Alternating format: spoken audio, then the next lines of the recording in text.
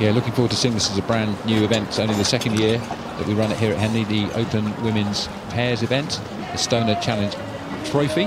And it's great to see the Exeter crew here on the right in the green, sitting forward, getting ready to go. So we have the two doubles. The double from Washington, Walter and Gruber, on the left of your picture, racing Duncan and Semple from Exeter University. Although in effect that's the British under-23 double. So it's going to be a very interesting matchup in this semi-final of the Stoner Challenge Cup, an event won last year by the New Zealand World Champions.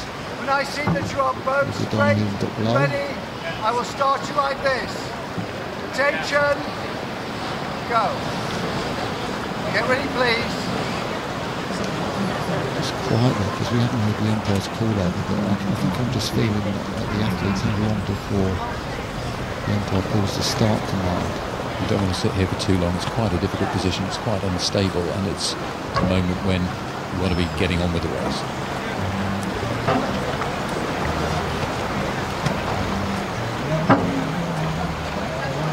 Good attention building, anticipation, looking around, making sure we're straight.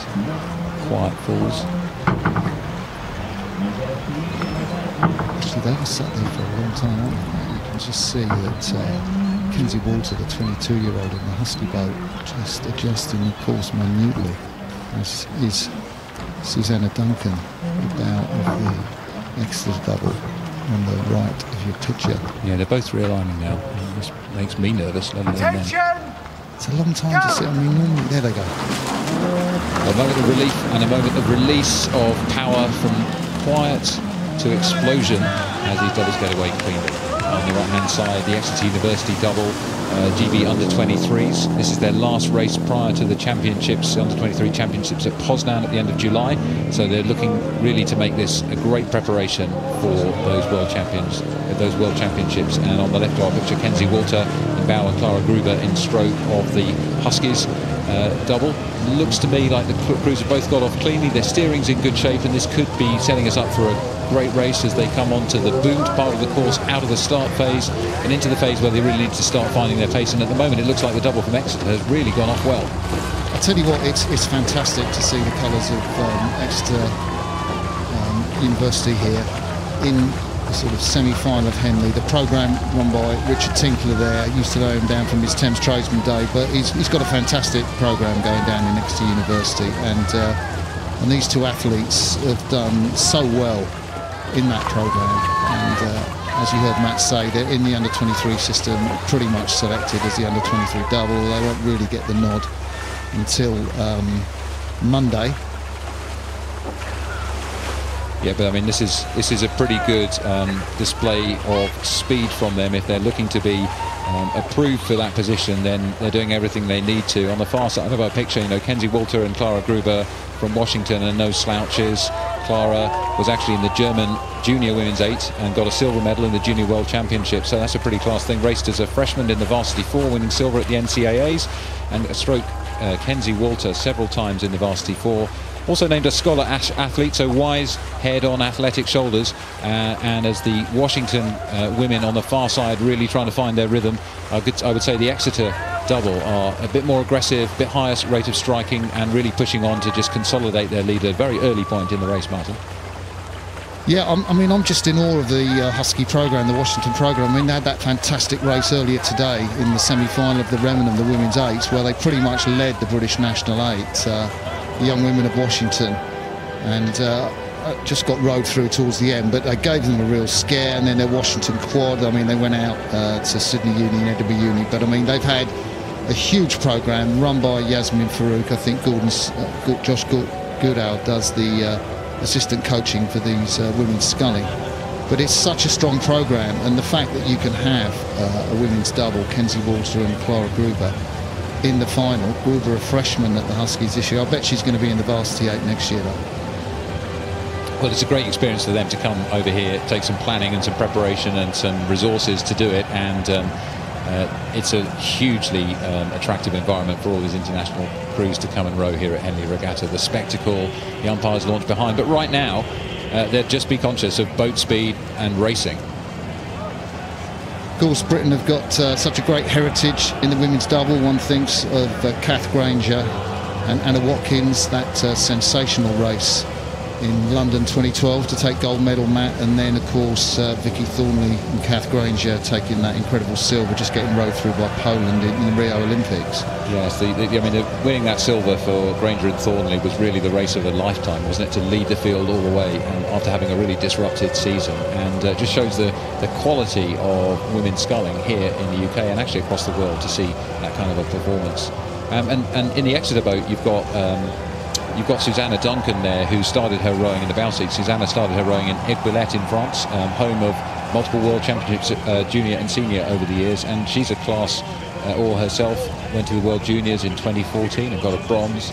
2015 got a silver, then under 23s in 2016 and 2017, and so this is somebody with a wealth of international experience and looking to catapult herself and her partner onto success this summer. Yeah, that's a lovely lake down there in Aiguebillette. I mean, it's beautiful. The British team used to go there, and then the French said, no, you can't have it, it's our lake. So they've gone elsewhere for their training camps in Viz in Portugal. But you see the camera closing up on the 21-year-old Susanna Duncan. In stroke, Daniel Semple, who's from Headington School.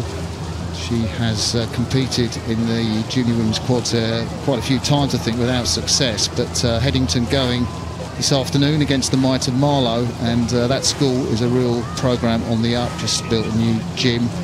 Talking to Ryan Demain, the Headington coach, who would have coached Danielle, a 19-year-old, when she was at school, and it really is a feeder for providing top quality athletes into the British junior, under 23, and also into the senior squad now. Yeah, I mean, it's great to see both of these junior women, former junior women, having been successful in the junior team.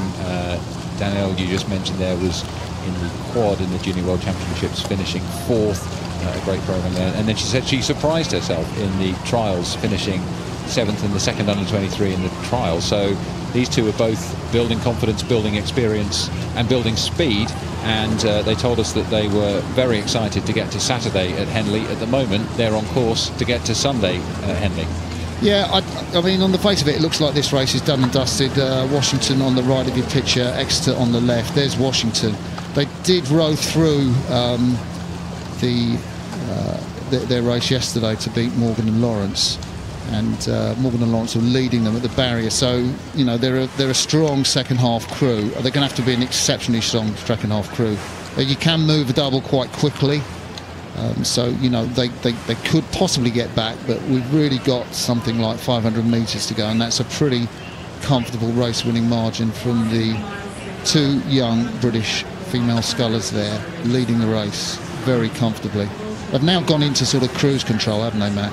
Yeah, I was just watching closely there to see lovely fluid rhythm being set by the younger of the two women, Danielle Semple, sitting in the stroke seat there. Just see how she's leaning back and being patient, letting the blades pop through the last part of the stroke. The last bit of power unlocked as the oar stops the minute amount of bending that it's doing, just to send the boat on. You can see how that they stop at the finish just to keep a moment of stillness to let the boat run at the fastest part of the stroke, and then they are just levering it lovely past the water, pushing it on. You can see the water's not as easy as it looks from our drone shot from above. It's a little bit swirly, a little bit of popple on as boats go past.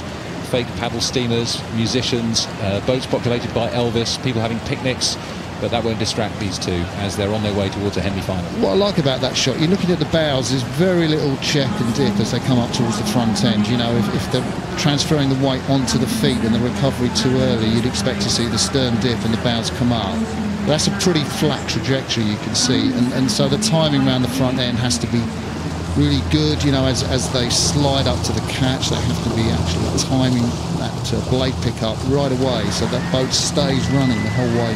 Absolutely right, and I think, you know, as a lightweight you've got less power to unleash, and therefore it's even more important to be super efficient in how you apply that power, but also making sure that you don't slow the boat at all. And that's one of the things I've most learned as a heavyweight rowing with lightweights over the years, is that approach to letting the boat run and really feeling to get the best out of the equipment.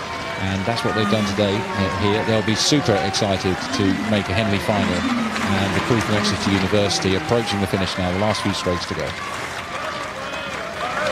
So the two lightweight oarswomen from Exeter University, GB lightweight double elect, across the finish line, comfortable victory over their heavier rivals from the University of Washington program, Gruber and Walter.